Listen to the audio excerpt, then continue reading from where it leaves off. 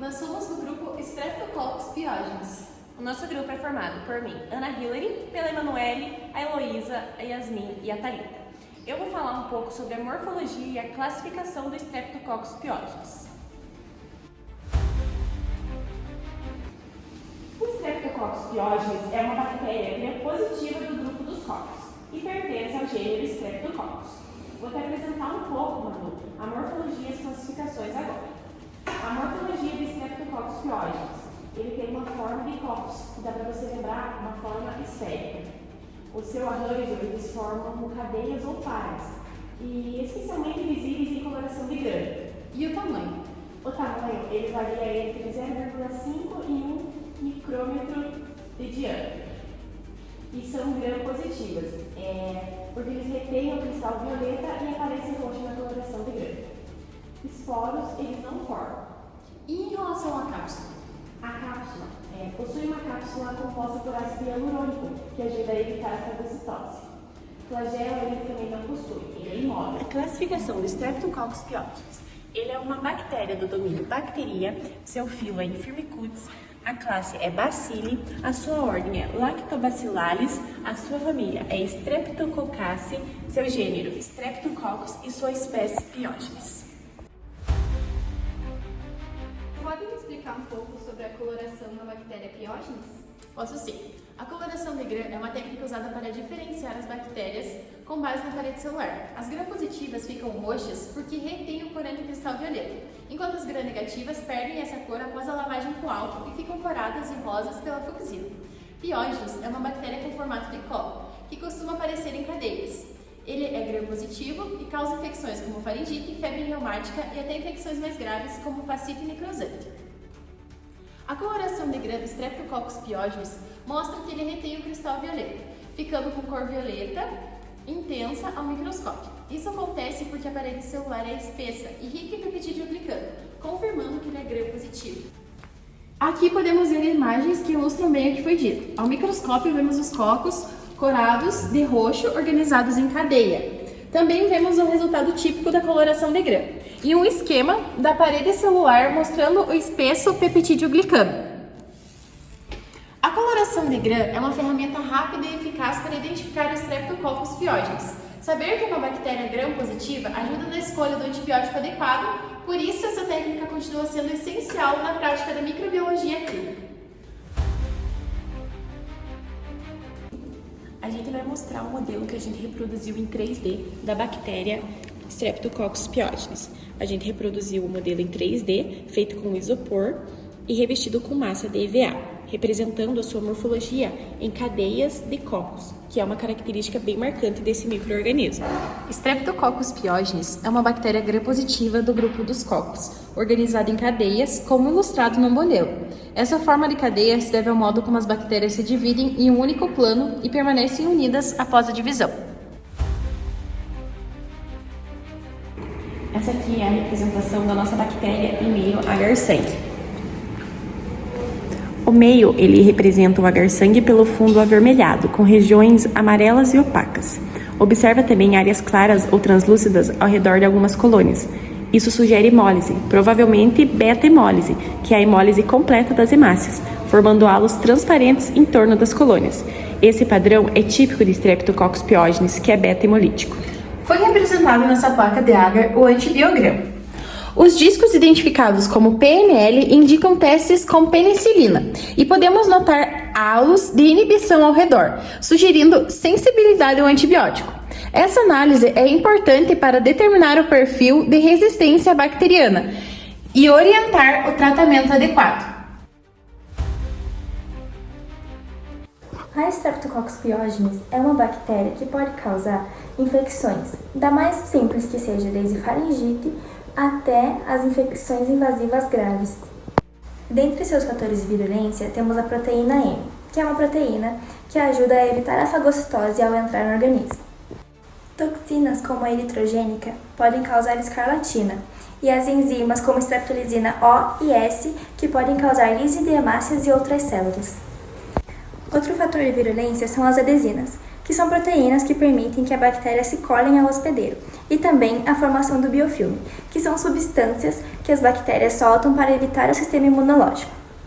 Esses fatores de virulência ajudam a bactéria a adquirir nutrientes, evitar o sistema imunológico, causar danos e persistir no organismo do hospedeiro. E é importante saber esses fatores de virulência, pois assim a gente consegue saber a melhor forma para agir contra esses mecanismos de defesa do próprio vírus. Além de causar infecções no trato respiratório superior e na parte cutânea, a Streptococcus pyogenes também pode causar uma ampla variedade de infecções sistêmicas e invasivas. Então, é pensando nisso que a gente começa a debater sobre esse assunto na parte da transmissão. Então, como é transmitida essas infecções? As duas maneiras mais simples, a forma direta e a forma indireta.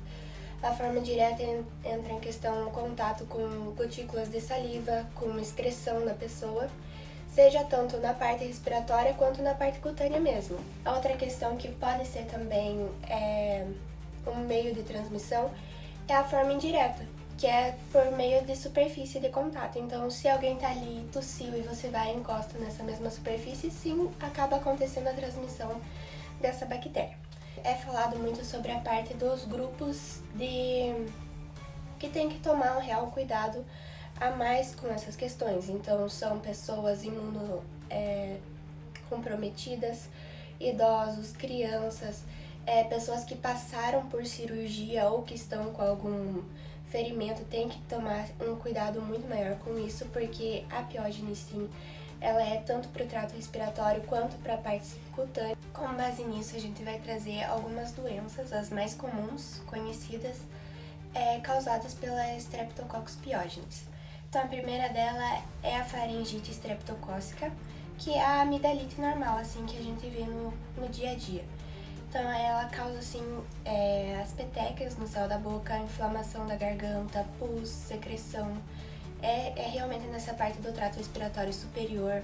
É comum em crianças da faixa etária, assim, mais ou menos dos 5 aos 15 anos, que é aquela época escolar, que realmente acontece transmissão direta de uma forma muito mais fácil, né, muito mais ampla. A segunda doença que a gente vai trazer é a escarlatina, que a gente tá colocando imagens aqui do lado para vocês verem. Ela causa muita vermelhidão na pele, é uma infecção sistêmica porque ela vai atingir tanto o trato respiratório quanto a parte cutânea. Ela também vai afetar crianças, então é mais na faixa etária das crianças. E ela tem um aspecto que muitas pessoas falam que é o aspecto de lixa. A pele fica como se você sentisse assim uma lixa, então é isso que realmente caracteriza a escarlatina. A terceira doença que a gente traz e que continua assim afetando essa parte do público mais infantil é o impetigo.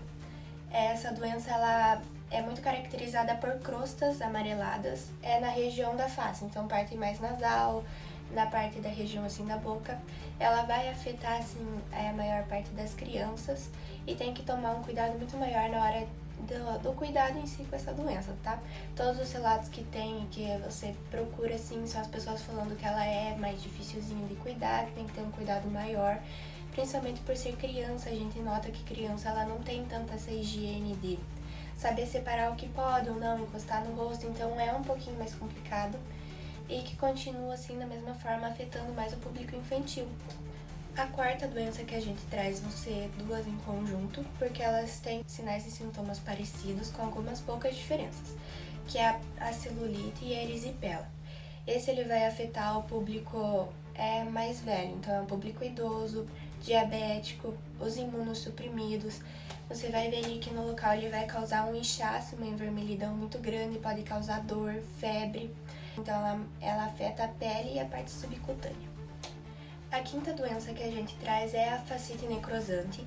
Ela tem como público-alvo idosos, imunossuprimidos, pessoas que acabaram de passar por cirurgias ou traumas, principalmente porque essa doença é aquela doença que é conhecida como a da bactéria comedora de carne.